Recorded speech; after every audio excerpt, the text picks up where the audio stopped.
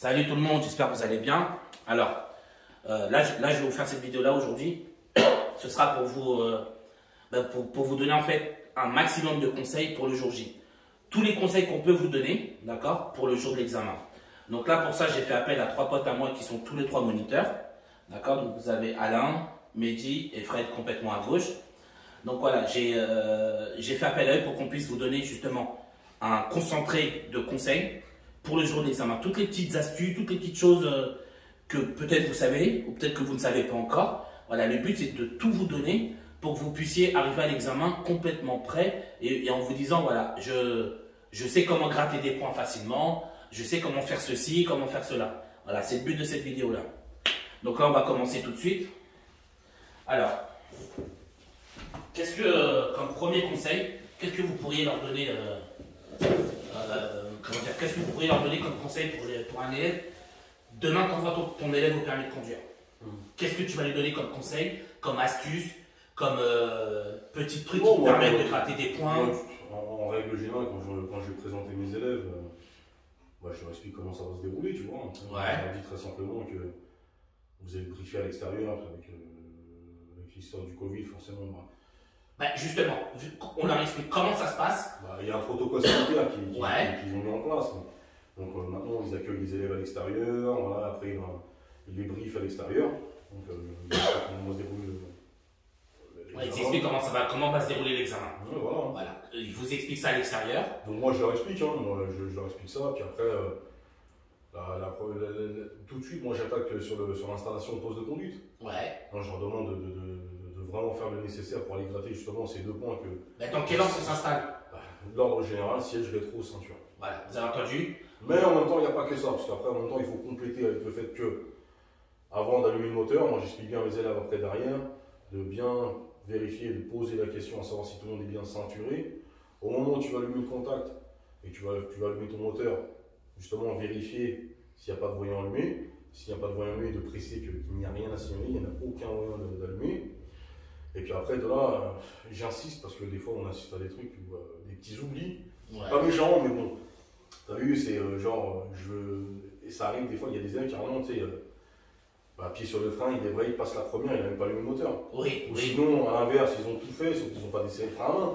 Et puis, ils ont un peu de mal à partir, puis ça calme d'un coup. Forcément, derrière, vous calez, ça vous amène un peu de panique. Mais il faut déjà comprendre les choses. Tant que vous n'êtes pas sorti du centre d'examen, j'ai presque envie de dire, entre guillemets, il peut se passer tout et n'importe quoi, entre guillemets, c'est pas grave. L'examen démarre à partir du moment où vous êtes sorti du centre d'examen, là, il n'y a pas de problème. Donc, entre guillemets, voilà. Mais en même temps, c'est toujours mieux de ne pas faire de bêtises. Ah oui, ça c'est d'accord, ça c'est clair, on est d'accord. Donc, installation poste de conduite. Comme il nous a dit Alain, on commence par le siège. D'accord? Alors, déjà, avant même ça, comme on vous a dit par rapport au Covid en ce moment, donc là, on est en mars 2021. Donc, par rapport au Covid, donc quand vous arrivez à l'examen, d'accord, l'inspecteur, il va vous faire l'explication à l'extérieur de la voiture, à tous les élèves, d'accord. Donc, chacun il a son masque, etc. Donc, l'inspecteur va vous faire vos explications. Ensuite, dès que le premier élève va monter dans la voiture pour commencer son examen, d'accord. Donc, nous, ce qu'on vous conseille de faire, c'est de prendre votre pièce d'identité. Donc, quand vous rentrez dans la voiture, vous êtes rentré. Et vous baissez le masque et vous mettez la pièce d'identité à côté de votre visage. Que l'inspecteur puisse confirmer que c'est bien vous qui êtes sur la carte. Parce que l'inspecteur ne touchera pas votre carte d'identité. D'accord? Il ne la touchera pas. C'est pour ça que je vous dis ça. Donc, je m'installe. Avant même de commencer à faire mon installation, je rentre dans la voiture, je me pose. Vous regardez l'inspecteur, vous dites voilà, est-ce que vous voulez vérifier mon identité tout de suite? S'il vous dit oui, vous baissez le masque et vous mettez la pièce d'identité à côté, comme ça. Et comme ça, il compare les deux. Une fois qu'il a comparé, il va vous dire c'est bon, j'ai vérifié monsieur ou madame. Vous remettez votre masque et vous posez votre carte d'identité et là vous commencez à vous installer. Donc l'installation, le siège d'abord, le volant s'il y a besoin. Ensuite, on réaccélère, pardon? Dossier aussi. Oui, voilà, le dossier aussi. Ensuite, on s'occupe des rétroviseurs et à la fin, on met la ceinture. Ensuite, comme Alain nous a dit, une fois que vous avez fait ça, vous vérifiez l'inspecteur qui sera sur votre droite, vous vérifiez votre moniteur qui sera derrière, et d'abord vous vérifiez. Vous les regardez tous les deux, et ensuite vous dites, est-ce que tout le monde est bien installé et attaché?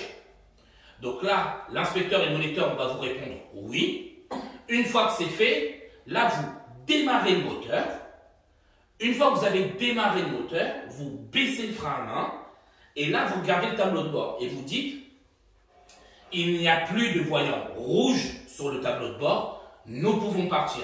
Et là, vous avez déjà mangé 2 points. D'accord? Vous avez déjà mangé 2 points. Ça, c'est pour l'installation. Ensuite, quoi d'autre comme petites astuces qu'il y a pour le jour J? Au niveau des directions, d'accord? Quand l'inspecteur va vous donner une direction, vous dire gauche, droite, etc., se tromper de direction n'est pas éliminatoire. Sauf, il y a le sauf, si par exemple, je vous donne un exemple, je suis avec mon élève, l'élève il est là, il fait sa conduite, il y a un moment je lui dis, vous allez tourner à droite. Donc l'inspecteur dit, vous allez tourner à droite. Lui, il se trompe. Avec le stress, il n'a pas bien compris, ou il n'a pas écouté ou autre, et il va à gauche. D'accord? À partir du moment où il se trompe, et qu'en allant à gauche, il rentre dans un sens interdit, là, il est éliminé. Mais il n'est pas éliminé parce qu'il s'est trompé. Il est éliminé parce qu'il est rentré dans un sens interdit. Ce sont 2 choses différentes. L'erreur de direction n'est pas éliminatoire. Encore une fois, là, on est dimanche, on est le 21. Il y a 3 jours, j'ai envoyé 3 élèves au permis de conduire. Et dont une de ces élèves, les 3 l'ont eu, mais dont une de ces élèves, elle s'est trompée de direction. C'est-à-dire qu'à un rond-point, l'inspecteur lui a dit de faire demi-tour. Donc, demi-tour, c'était la 4e sortie. Et elle, avec le stress, elle s'est trompée, elle allait sortir à la 3e sortie. D'accord? L'inspecteur l'a reprise, il lui a dit non madame, c'est la 4e, pas la 3e. Elle a eu son permis de conduire. D'accord? Parce qu'elle n'a pas été dangereuse. Par contre, si elle, en se trompant, elle serait rentrée dans un sens interdit, ou en sens inverse, ou n'importe quoi, là, elle aurait été éliminée, mais pas parce qu'elle s'est trompée. D'accord? Donc, erreur de direction, pas éliminatoire. Sauf, on a bien insisté, si vous faites une chose dangereuse, pareil.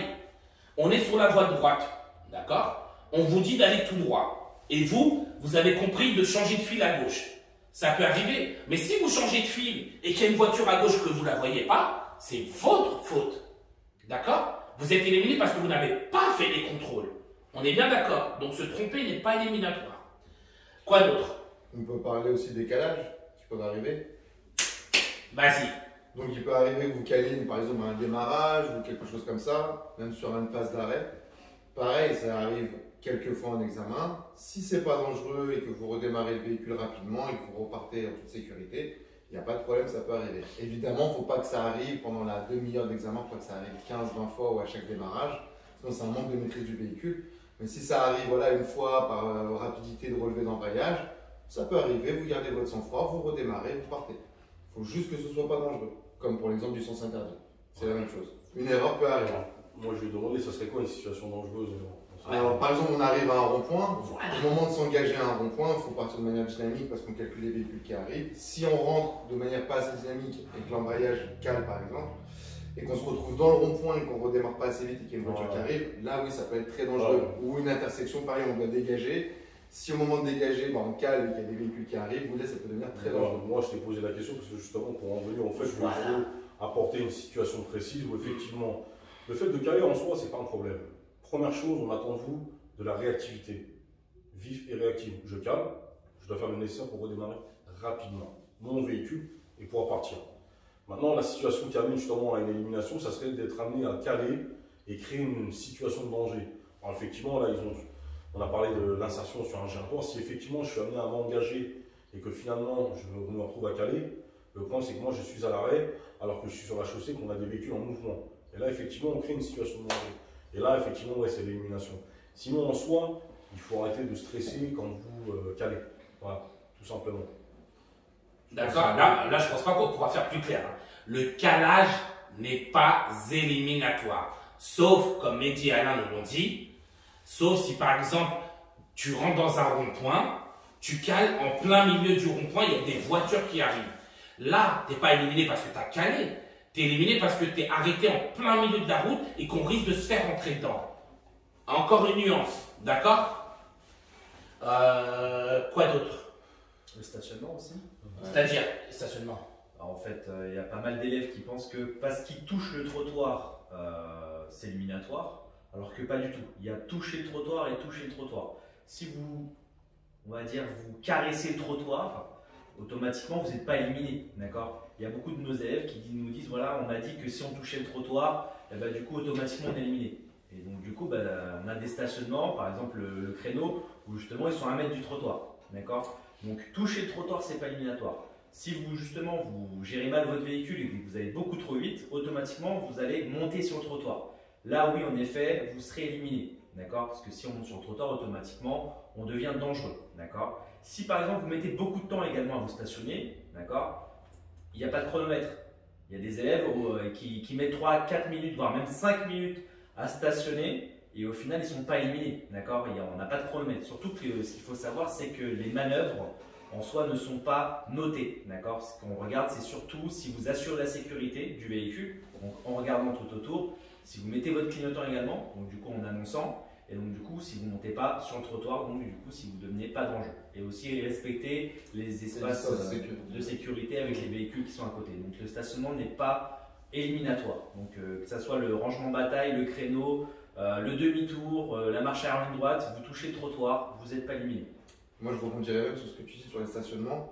Souvent, on a tous eu le cas en examen, on demande un créneau à un élève, il y a beaucoup d'espace derrière eux. Alors, il faut en profiter. Beaucoup d'espace derrière vous. En fait, vous êtes sur vos repères et tout ça. Alors, c'est très bien d'utiliser les repères, mais il faut penser à utiliser l'espace que vous allez avoir derrière parce que ça va vous faciliter les choses pour rentrer et pour ressortir, voire même pour corriger votre manœuvre.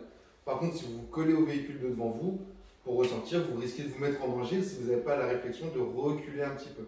Donc, quand vous avez l'opportunité d'avoir de l'espace derrière vous, utilisez cet espace. Et au même titre des rangements bataille, quand vous garez à côté de véhicules, faire très très attention à ne pas les coller.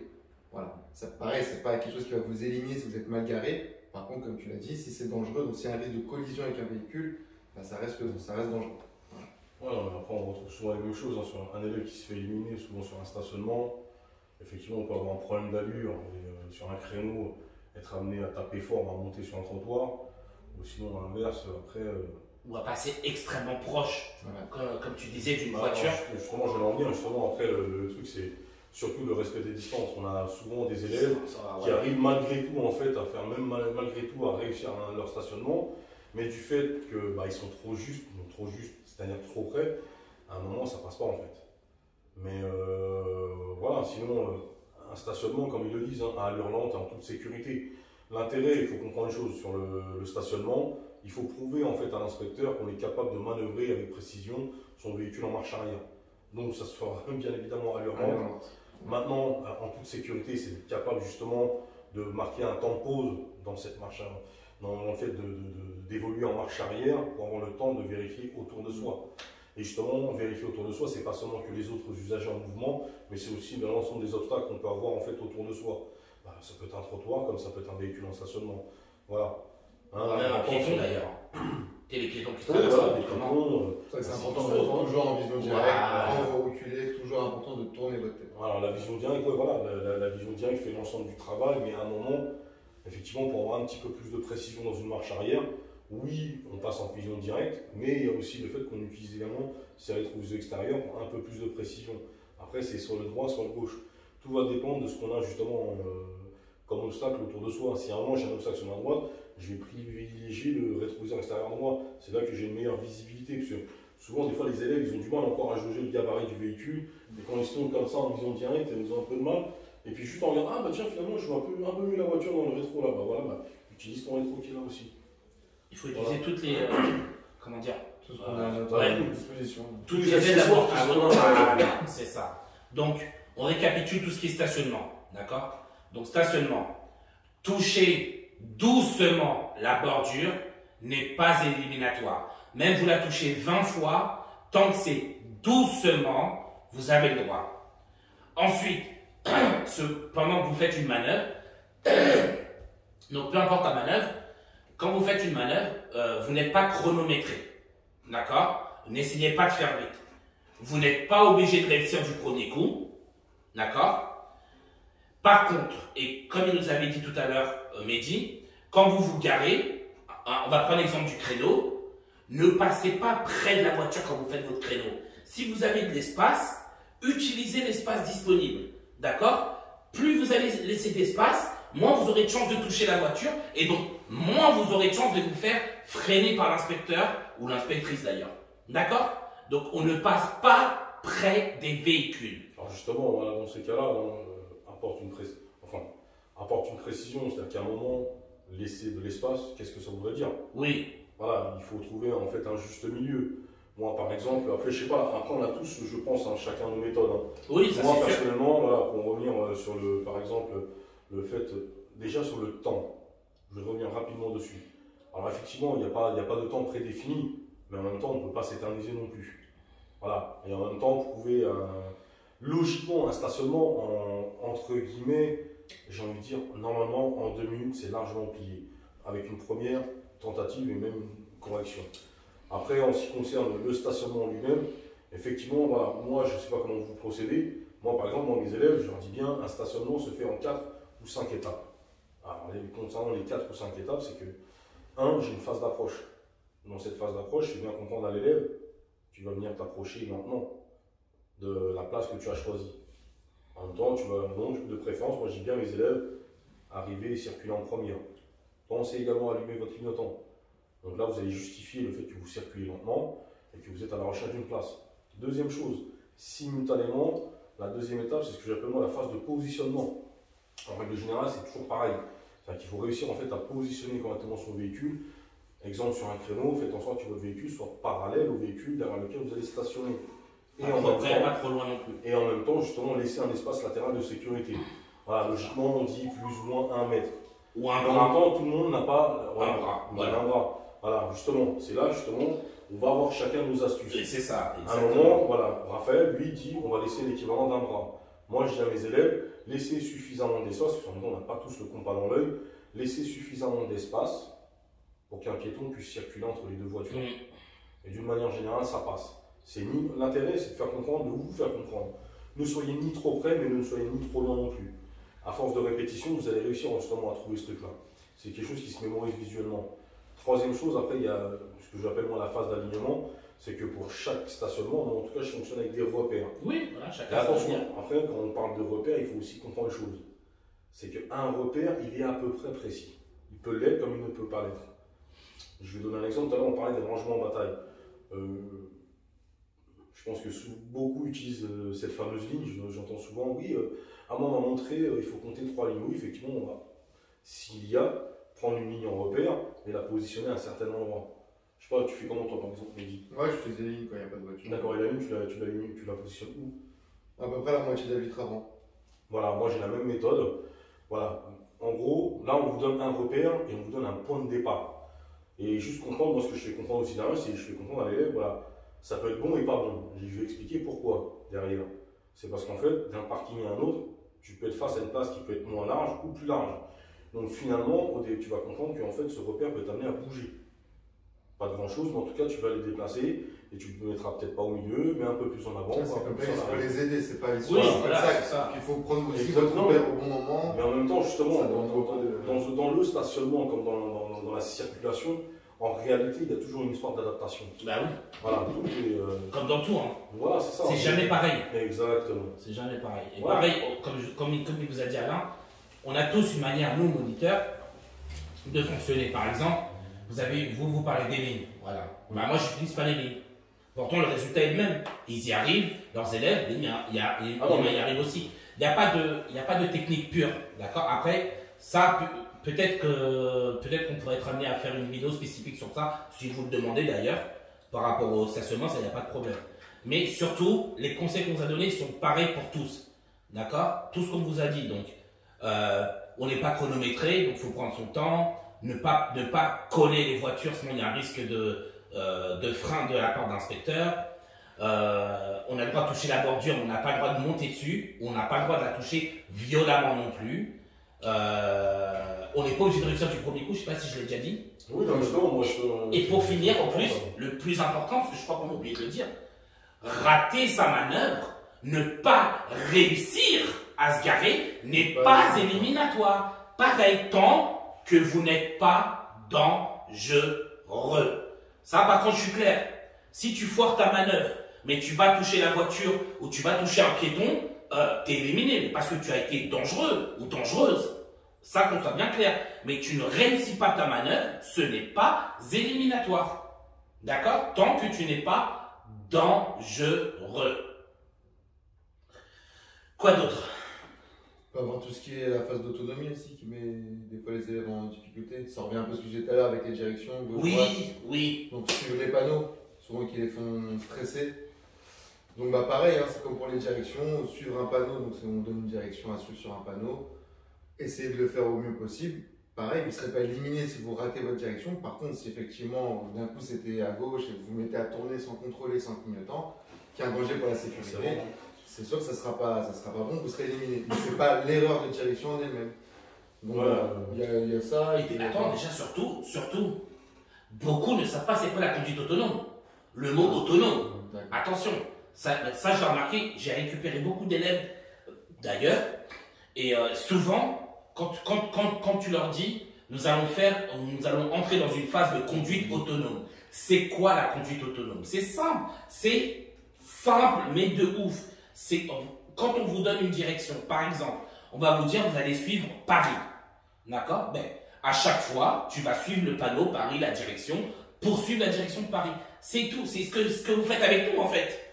Ce que vous faites avec nous. Sauf que nous, c'est vrai que on va pas peut-être forcément tout. Au début, moi, je n'utilisais pas le mot autonome. Tu vois, conduite autonome. Et des fois, ça perturbe les élèves. Donc, sachez que la conduite autonome, c'est quoi? C'est qu'on vous donne une direction, vous la suivez tout seul. C'est tout. C'est-à-dire que c'est à vous de suivre la bonne direction de Paris et de vous placer correctement sur la route. Et comme il nous a dit Mehdi, si vous vous trompez ou vous ratez votre conduite autonome, vous n'êtes pas éliminé tant que vous n'êtes pas dangereux. J'insisterai toujours sur ça. Je vais juste apporter une petite précision. Après, il y a aussi le fait qu'effectivement, on peut être amené, enfin en tout cas un élève, il peut être amené potentiellement à ne pas savoir ce qu'est la conduite autonome. Mais après, il y en a qui le savent, mais après, il y en a qui ont du mal. Pourquoi? Je vais expliquer. On va vous donner une direction. Comme l'a dit tout à l'heure Raphaël, on va vous demander de suivre Paris. À un moment, il faut comprendre une chose, c'est qu'en fait, des panneaux, il n'y en aura pas tous les 10-20 mètres, ni tous les 50 mètres. Donc, il faut juste comprendre une chose, c'est que toutes les routes mènent à Rome. Ça veut dire qu'à un moment, je peux avoir un panneau qui me donne ma direction. Si à un moment, je n'ai plus de panneau, c'est simple, je continue tout droit. Très bien. Maintenant, il y a une deuxième chose. On peut aussi vous faire suivre dans le parcours autonome, on peut également vous faire suivre une direction par couleur de panneau. Donc à un moment, si on vous demande de suivre l'autoroute, vous irez chercher en levant les yeux, parce que les panneaux sont en hauteur, les panneaux à fond de bleu. C'est vrai, non mais c'est vrai. Voilà. Moi, c'est les petits. Non mais c'est quoi, j'avais pas pensé, et t'as grave raison. Tant qu'on ne vous dit rien dans la voiture, que ce soit moniteur ou inspecteur, il y a deux cas de figure. En vrai, il y a deux cas de figure. C'est soit on ne vous dit rien, ben vous partez du principe que c'est toujours tout droit, d'accord? Tant qu'on ne vous dit rien, on ne vous dit pas suivre Paris, suivre Lyon, suivre ce que vous voulez, c'est toujours tout droit. Ou bien, deuxième cas de figure, si on arrive dans une intersection, d'accord? Il y a trois voies, c'est-à-dire qu'on peut aller, on va tout droit, donc on peut aller soit tout droit, soit à droite, soit à gauche. Et que quand on arrive dans cette intersection-là, l'inspecteur ne vous dit rien du tout, c'est parce que déjà d'une, il n'y a pas de piège, mais ça on va y revenir juste après. Ça veut dire qu'il n'y a qu'une seule possibilité. Par exemple, il ne vous dit rien, c'est parce qu'à droite, on ne peut pas aller à droite parce qu'il y a un sens interdit. En face, on ne peut pas aller parce qu'il y a un sens interdit et qu'on peut aller que à gauche. D'accord? Donc, vous avez les deux cas de figure. Soit on ne vous dit rien, c'est toujours tout droit, on continue tout droit. Ou bien, si on ne vous dit rien dans une intersection, c'est qu'il n'y a qu'une seule possibilité. C'est on peut aller soit que à gauche, soit que à droite parce que les autres voies, c'est un sens interdit. D'accord? Et ça revient aussi à ce que tu disais. Le fameux piège de l'examen, il n'y a pas de piège. En tout cas, nous on est dans le 93. D'accord? Parce que c'est vrai qu'après, je ne travaille pas dans les autres départements, donc je ne peux pas. Pour moi, c'est pareil, mais tu as vu? Voilà, je préfère être clair, je ne peux pas. Le piège, c'est soi-même.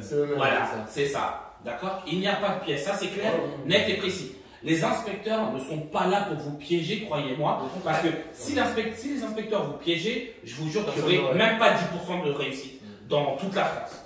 Même pas 10% de réussite. C'est impossible. Si un inspecteur il veut te piéger, crois-moi, il te piège au bout de 30 secondes, tu n'as plus ton permis. C'est pour ça que je vous dis, même, tu sais quoi, encore mieux, je sais pas pourquoi on se prend la tête. Qu'est-ce que l'inspecteur va perdre son temps à vouloir te piéger? S'il veut vraiment que tu n'aies pas ton permis de conduire, il te dit très bien, tu fais ta manœuvre, félicitations, c'est très bien, et à la fin, il te met éliminé. Il peut très bien le faire, si c'est son but. Vous comprenez? Il n'y a pas de piège. Les inspecteurs ne sont pas là pour vous éliminer, loin de là. Et de par ma connaissance et notre expérience, comment ça s'appelle? Ok, attends. J'arrive tout de suite. Hop là. Ok, alors. Donc maintenant qu'on vous a expliqué qu'il n'y avait pas de piège et que les inspecteurs n'ont absolument aucun intérêt, aucune consigne de vous piéger, bien au contraire, donc en examen, on va passer au conseil, justement, au conseil que les inspecteurs vous donnent, pour que vous voyez à quel point... au contraire, justement... voilà, au contraire, qu'ils ne sont pas là pour vous aider. Exactement. Quand vous êtes en... De toute façon, ça, l'inspecteur il vous le dira au début de l'examen. Mais voilà, moi, j'en rajoute une couche maintenant. Quand vous allez conduire, l'inspecteur va vous donner des directions. Par exemple, il va vous dire... enfin, non, pas les directions, excusez-moi, il va vous dire il va vous donner des conseils.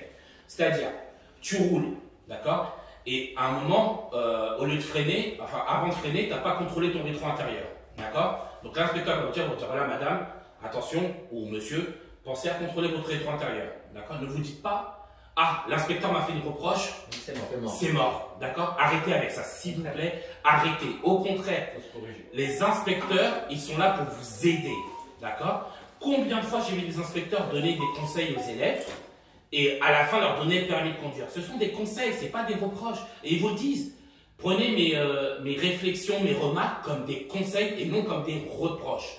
Souvent ils vous le disent, ils vous le répètent à chaque examen. Tout ce qu'ils vous disent comme remarque, peu importe quoi, ils vous donnent comme remarque, c'est une aide, d'accord? Ils vous aident, ils vous donnent des conseils. En gros, ça veut dire, contrôle derrière toi, parce que si tu ne le fais pas, là, je vais être obligé de te retirer des points. C'est comme ça que ça fonctionne. D'accord? Donc, ce sont que des aides. Les inspecteurs, encore une fois, je sais que je vais me répéter, ne sont pas là pour vous éliminer. Et d'autant plus, nous, les inspecteurs que l'on a l'habitude de fréquenter, surtout on a l'habitude de tomber en examen, donc nous, c'est surtout le 93. Voilà, déjà, de par mon expérience, déjà ceux du 93, c'est clair, net et précis. Parce que voilà, on a l'habitude de leur amener nos élèves à eux. Et donc c'est sur eux qu'on tourne en examen. Et on sait très bien comment ils sont. Et ils sont plus que corrects, plus que carrés. Mais pour moi, c'est valable dans toute la France. D'accord? Là, je vous parle du 93 parce que forcément, c'est là où on travaille. Hein? C'est là où vraiment j'ai l'habitude de voir mes propres yeux. Mais pour moi, dans toute la France, c'est pareil. Donc voilà. Et un autre point aussi, très important, les personnes qui ont du mal à comprendre ou à parler le français. D'accord? Donc il faut qu'on soit très clair dessus. Forcément, quand vous avez du mal à parler français ou à le comprendre, forcément il y a des termes techniques qu'on va utiliser qui vont vous sembler très compliqués à comprendre. Donc quand c'est comme ça, les inspecteurs, très souvent, ils vous, par exemple, je sais pas moi, au lieu de te dire nous allons suivre telle direction, d'accord, ben, ils vont vous dire à gauche ou à droite. Ils vont essayer de vous arranger, d'accord. Voilà, encore une fois, pour vous montrer à quel point ils sont tout ce qu'il y a de plus professionnel et correct. Ils vont essayer de vous arranger. Attention, parce que faut qu'on soit clair. Je dis pas, si vous ne faites pas le boulot, ils ne vont pas vous le donner. Ça, faut qu'on soit clair, d'accord. Je vous dis juste qu'ils sont là, ils essayent de vous arranger du mieux possible. Moi, j'ai amené des élèves qui avaient du mal à parler français, mais qui étaient très corrects dans la conduite, très professionnels et très, très sécuritaires. Ils ont eu leur permis de conduire. Sauf que pendant l'examen, voilà, l'inspecteur disait, bon, ben, nous irons à gauche, nous irons à droite. Voilà, au lieu de donner des indications peut-être qui peuvent leur paraître un peu trop complexes, et ça passe. Le principal, c'est que vous assuriez la sécurité.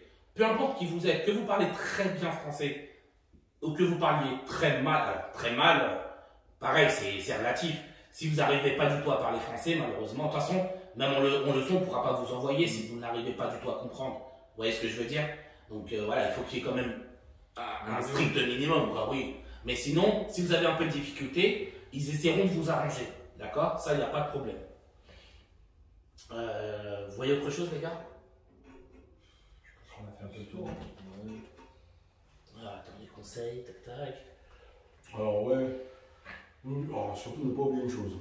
Pendant un examen, un inspecteur est amené à vous imposer à faire des choses. Alors, dans l'idéal, il faut réussir à les faire, mais dans l'idéal, il y a aussi le fait de savoir prendre aussi les bonnes décisions. C'est-à-dire qu'à un moment, on peut vous imposer, par exemple, de changer de voie sur l'autoroute, mais à partir du moment où c'est pas faisable, l'inspecteur attend aussi que vous ne le fassiez pas. Vous voyez? Et après, en même temps, effectivement, peut-être que ça vous détournera du chemin initial, du parcours initial, mais n'oubliez pas une chose, hein, c'est comme le fait de se tromper de direction. Vous inquiétez pas, de toute façon, l'inspecteur, il a toujours un parcours bis. Donc voilà, vous inquiétez pas, c'est pas méchant. Mais surtout, le fait, voilà, vous n'êtes pas en présence du Seigneur Tout-Puissant. Donc c'est, oui, il est inspecteur, oui, il impose, mais sachez aussi prendre les bonnes décisions et faire ce qu'il vous demande, tout en faisant le nécessaire pour savoir si c'est possible de le faire ou pas. Voilà. En gros, on vous demande d'aller à gauche. C'est pas, ah, l'inspecteur m'a dit d'aller à gauche, je vais à gauche. C'est, je vais à gauche, d'abord quand je me suis assuré que déjà c'est faisable et que la sécurité y est. L'inspecteur ne va pas s'attendre à avoir des moutons. Vous êtes des élèves, vous êtes des êtres humains. D'accord? Donc, on s'attend à ce que vous analysiez la situation et que vous fassiez ce que l'inspecteur vous dit, ça c'est sûr. On ne discute pas ce que l'inspecteur dit, ça c'est clair. Mais on ne fait que quand c'est réellement faisable. Quel inspecteur va s'attendre à ce que vous changez de fil au moment où il vous le dit sans même penser à contrôler ou à observer si c'est faisable? Personne. D'accord? Donc, on vous dit de faire un truc, arrêtez de vous mettre la pression, il faut que je le fasse tout de suite. Non, non et encore non. Je le fais que si c'est faisable et possible. Et l'inspecteur, bien évidemment, il va attendre ça de votre part parce qu'il ne veut pas avoir un accident. N'oubliez pas que l'inspecteur, il est dans la voiture avec vous. Hein. Si vous avez un accident, l'inspecteur a un accident. Et accessoirement, on a un accident. Ah, d'accord? Donc, croyez-moi, on va tous attendre à ce que vous fassiez ce que l'on vous demande quand cela est faisable, quand cela est possible. D'accord? Je pense pour revenir aussi à ce que tu disais tout à l'heure, on va rajouter un petit truc, c'est au niveau de l'inspecteur en lui-même.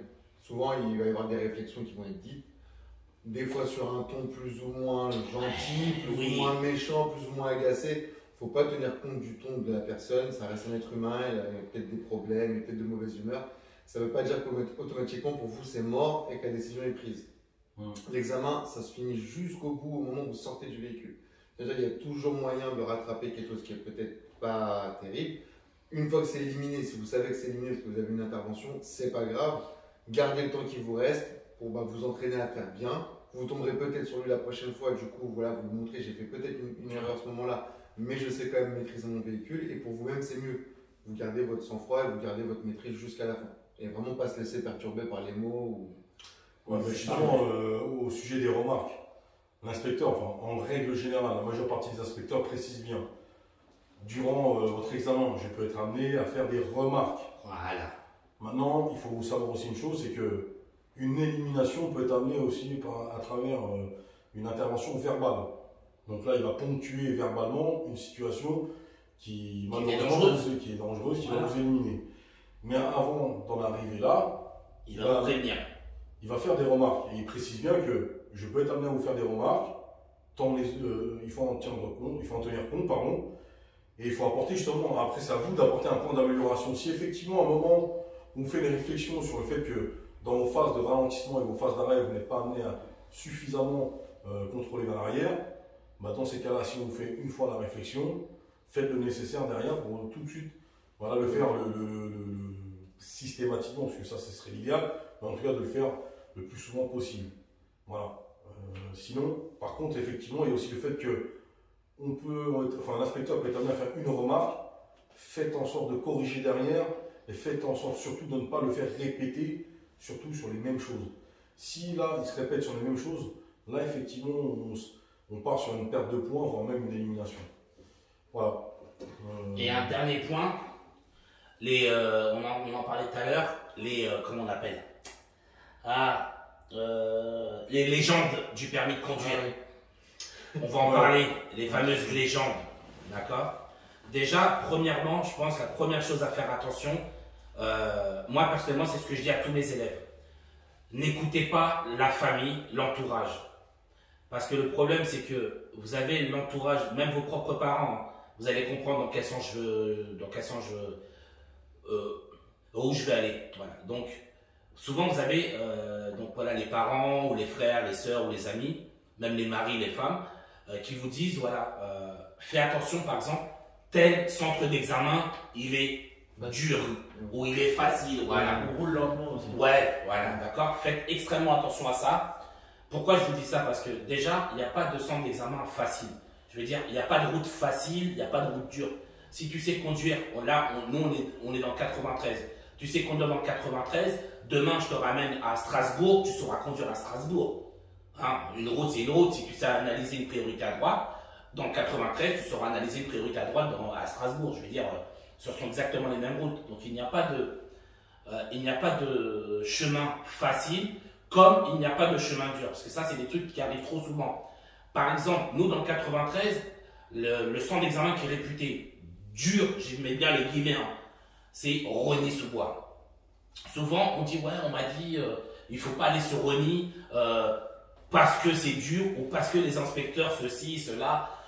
C'est absolument, absolument faux. D'accord? Il n'y a pas de chemin dur. Par exemple, moi, la plupart de mes places d'examen où j'envoie mes élèves au permis de conduire, c'est à Rosny. Voilà. La plupart, c'est à Rosny. Et mon plus gros taux de réussite, forcément, c'est à Rosny parce que c'est là où j'envoie le plus d'élèves. Vous voyez, ça ne veut strictement rien dire. Il faut pas écouter ce genre de légendes qui sont complètement fausses. Vous allez voir, on va vous en citer plusieurs. Donc, du coup, tout ce qui est, ouais, le chemin d'examen, un tel, il est dur, ceci, non. Tu sais conduire, tu sauras faire le centre d'examen. Ça, c'est clair, net et précis. Si tu n'es pas bon, c'est normal que tu trouves ça dur. D'accord? Et souvent, les gens qui vous disent ça, c'est par exemple une personne qui s'est fait éliminer sur Rosny. Voilà, il va vous dire, ouais, non, va pas à Rosny, c'est dur. Alors attention, votre entourage vous veut du bien. Ça c'est clair et net. Mais, il ne faut pas oublier, ils ne sont pas dans le métier. C'est ça.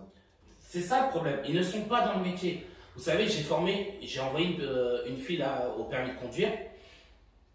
Et pendant un moment, avant même que je commence à la former, son grand-père lui a appris à conduire. D'accord? Parce qu'il entre guillemets, il voulait qu'elle ne fasse pas beaucoup d'heures, etc. Ça part d'un très bon principe. Hein. Ça, je suis tout à fait d'accord. Il veut qu'elle ne fasse pas trop d'heures pour que ça ne lui revienne pas trop cher. Il veut l'aider. C'est parfait. Mais vous savez, en faisant ça, j'ai perdu presque 10 heures de conduite à devoir gommer de mauvaises habitudes. Parce que lui, son grand-père, il a une manière de conduire, il a une manière de réfléchir qui n'est pas adaptée au permis de conduire. Ce qui fait que j'en ai bavé pendant 10 heures à lui enlever les mauvaises habitudes qu'elle avait prises. Et à cause de ça, alors que si elle ne les avait pas prises, elle aurait peut-être fait forcément 10 heures de moins. Au final, en voulant l'aider, il lui a plus mis des bâtons dans les roues qu'autre chose. C'était pas volontaire, hein, mais il faut comprendre que tout ce qu'on vous dit, toutes les rumeurs qu'on vous donne, tant que ce n'est pas un moniteur ou même un inspecteur que vous connaissez dans la vie personnelle, tant que ce n'est pas quelqu'un de professionnel qui vous le dit, n'écoutez pas.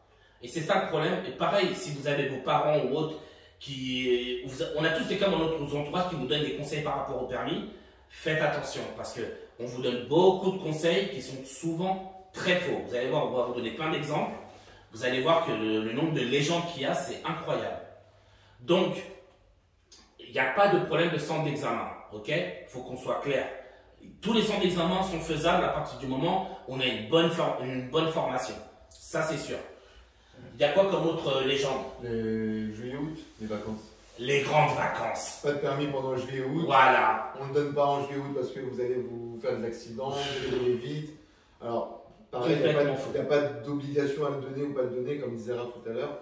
on donne un permis à quelqu'un qui le mérite, qui est bon, et on ne donne pas quelqu'un qui n'est pas bon, que ce soit en janvier, en juillet, en décembre, en novembre. Oh, Ça ne changera rien. Ça, on l'entend depuis 12 ans qu'on a l'information. ouais, oui, c'est incroyable. Hein. Ça fait 12 ans qu'on l'entend, on l'entend encore en 2021. On dit ah ouais, je préfère passer mon permis avant l'été parce qu'en été, je ne le donne pas. Mais il n'y a aucune raison de ne pas le donner en été. Comme disait Alain tout à l'heure, au contraire, ça roule mieux, il n'y a personne. Les inspecteurs reviennent de vacances ou vont en vacances, donc sont des fois plus ou moins détendus.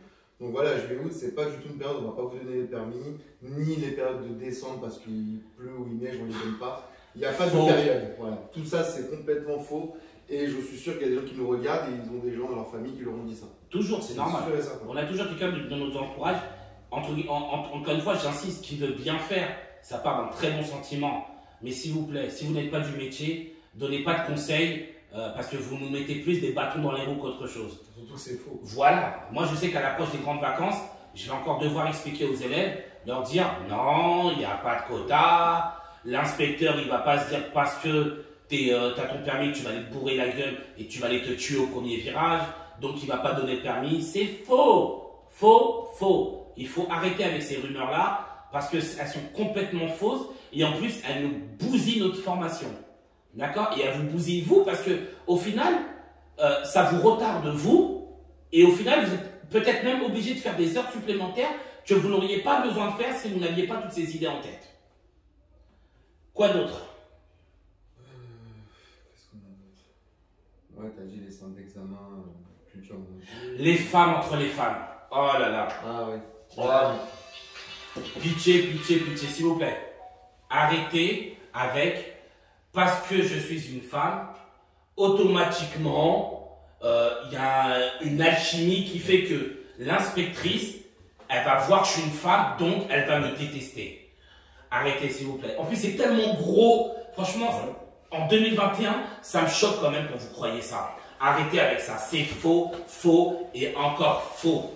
D'accord? Pourquoi l'inspectrice, elle va se dire, elle, c'est une femme, je vais la mépriser, je ne vais pas lui donner le permis de conduire. Mais, allô, les gars, s'il vous plaît, c'est trop gros, on ne peut pas encore croire ça. Alors, je veux bien que dans la vie de tous les jours, peut-être, je sais pas, les femmes, souvent moi c'est, forcément c'est les femmes qui m'expliquent ça en leçon, disent oui, j'espère que je vais pas tomber sur une femme, parce que nous les femmes entre nous, voilà, on est mauvaises entre nous, on se jalouse, on se met des bâtons dans les roues. Franchement, je peux pas vous dire, vous doutez bien, je suis pas une femme. Mais, je pense. Mais elles se connaissent très bien entre elles. Voilà. En même temps, je veux dire, qu'elles soient mauvaises ou pas mauvaises, on s'en fout. Ah, En oui. réalité, si déjà on vous a envoyé en examen, c'est que vous êtes capable, vous avez juste à lui prouver que vous êtes capable, c'est tout. C'est tout. Arrêtez de vous mettre des bâtons dans les roues en vous imaginant, oh putain, t'as vu l'autre, il fait la gueule et tout, ah ouais. Ah, je suis sûr que j'allais me dire. L'inspecteur, il est méchant. Ah, mais l'autre, on dirait un raciste.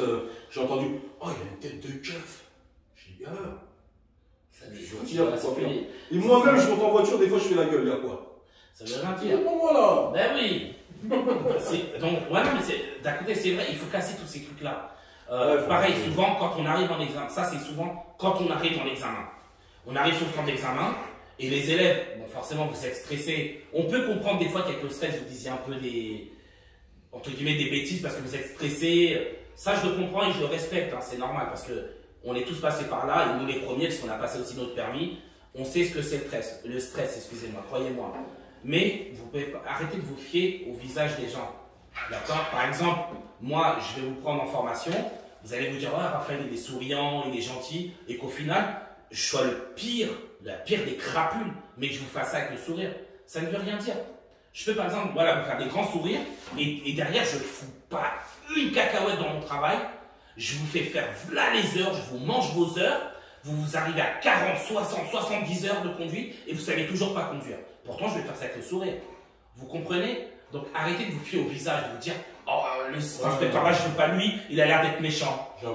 Voilà, tu vois, elle a l'air d'être mauvaise. Arrêtez, ça ne veut rien dire. Pareil, la dernière fois, mon pote, il est passé avec elle, elle lui a pas donné. Et pourquoi elle lui a pas donné? Forcément, il a dû faire une dinguerie.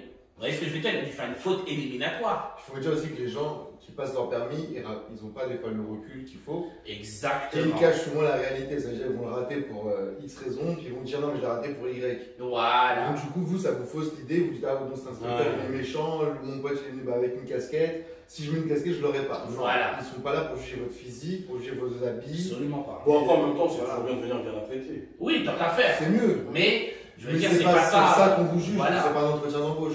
Tu viens en examen avec une casquette, ou tu viens en examen sans casquette, l'inspecteur ne va pas dire ouh, il a une casquette, je lui donne pas permis. Arrêtez, ça ne veut rien dire. D'accord? Ils sont extrêmement professionnels, je vous l'ai dit, je me répète encore, ils sont là pour faire leur boulot tout simplement. Donc, les femmes avec les femmes, les grandes vacances, je vous parle même pas du racisme, hein. Ça c'est clair et net, en tout cas, ici ça n'existe pas, hein. Dans le 93, dans toute l'île de France, ça c'est clair. Je vous en ai même pas parlé parce que je ne vais même pas perdre de temps avec ça, il n'y a pas de racisme, ça n'existe pas ici. Et pour moi, certainement dans la France, mais moi j'aime bien parler de ce que je connais. En tout cas, nous, chez nous, en île de France, il n'y a pas ça. Ça c'est clair. Donc je ne vais même pas m'attarder sur le racisme. On a dit voilà, les femmes, les grandes vacances, ouais, lui il a une tête de méchant, etc. Arrêtez, c'est faux, parce que vous mettez des bâtons dans les roues tout seul. Tout seul. Oui, des fois, ils voient l'inspecteur, ils ont une mauvaise réputation. Voilà. Et du coup, ils vont se mettre dans un état de stress ou ils vont se mettre dans la défaite. C'est ça, je ne vais pas l'avoir avec lui. Et vous oubliez complètement à quel point vous êtes bon de base. Et du coup, vous conduisez mal, forcément, ça confirme après votre mauvaise idée. Bah oui, vous Voilà. l'avez pas eu, mais pas parce qu'il vous aime pas ou qu'il est méchant, juste parce que vous avez raté c'est ça. quelque chose. Donc, il faut rester, voilà, faut faire abstraction de tout ça, rester sur votre. Ne pas écouter l'extérieur. C'est ça. Écouter vos formateurs, on Écoutez, connaît c'est notre métier, on sait très bien comment ça se passe en examen, on connaît plus ou moins Ouais, les oui. inspecteurs, donc voilà, Voilà.